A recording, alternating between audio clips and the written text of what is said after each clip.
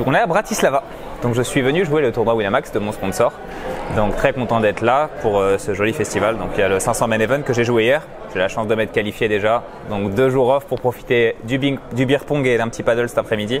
À la base je suis comédien et j'aime tout ce qui est analyse comportementale, tout ce qui est sociétal, discussion, échange, tout ce qui est statistique, mathématiques, observation. Donc en fait ça regroupe tout en fait pour moi le poker. Du coup j'ai adoré ça quoi. C'était en 2010 ou 2011, j'ai un pote qui me dit putain je vais faire une partie de poker d'un pote que j'ai rencontré en Tunisie, improbable et tout, j'avais jamais joué au poker de ma vie. Il me dit vas-y viens, c'est 10 balles, on va rigoler. Et je suis allé et j'ai gagné ce soir-là directement la première partie que j'ai jouée. Et c'est comme ça que j'ai découvert le poker et de fil en aiguille on en a fait toutes les semaines avec des potes et tout. Et petit à petit, les cercles, les casinos, les tournois, et me voilà ici aujourd'hui. J'ai joué depuis 2010 et j'ai toujours fait des années gagnantes en joueur de poker live, parce que moi je fais du tournoi live souvent particulièrement. Et en 2017, j'ai fait une très très belle année. Tu sais, il y a toute l'histoire d'imposition en France où qu'est-ce qu'on fait, on paye nos impôts, combien ça coûte, etc. Qu'est-ce que je fais? Et ma copine me dit mais professionnalise-toi, pars en Angleterre, va vivre, il n'y a pas d'impôt là-bas et joue et essaye de voir si tu arrives vraiment à gagner et gagner plus quoi.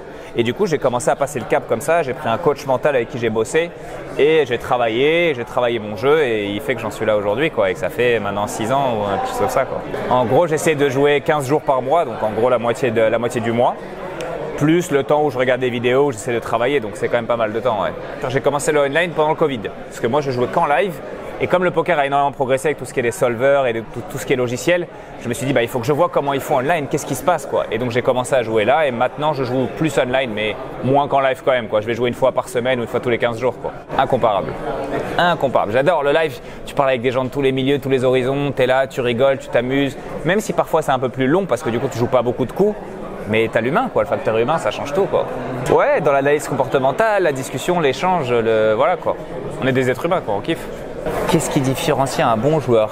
Le très bon joueur de poker va réussir à s'adapter à toutes les situations et à tous les types de profils. C'est-à-dire qu'un bon joueur, il va jouer ce qu'on appelle les ranges, c'est le type de main qui va jouer théoriquement, il va dire je vais faire ci dans cette telle situation. Et l'excellent joueur, il va analyser le comportement de l'autre. Il va analyser le type de joueur, le profil, il va voir quelle image il a lui-même et il va s'adapter à ça pour se dire ok dans ce cas-là je pense que lui ne bluffera jamais alors que certains pourraient bluffer, je vais me coucher. Ou alors je pense que lui va bluffer plus que ce qu'il ne faudrait parce que si ou parce qu'il est excité ou parce qu'il s'est vénère avec sa meuf ou on n'en sait rien tu vois. De nos jours moi j'estime que le poker c'est un sport de haut niveau.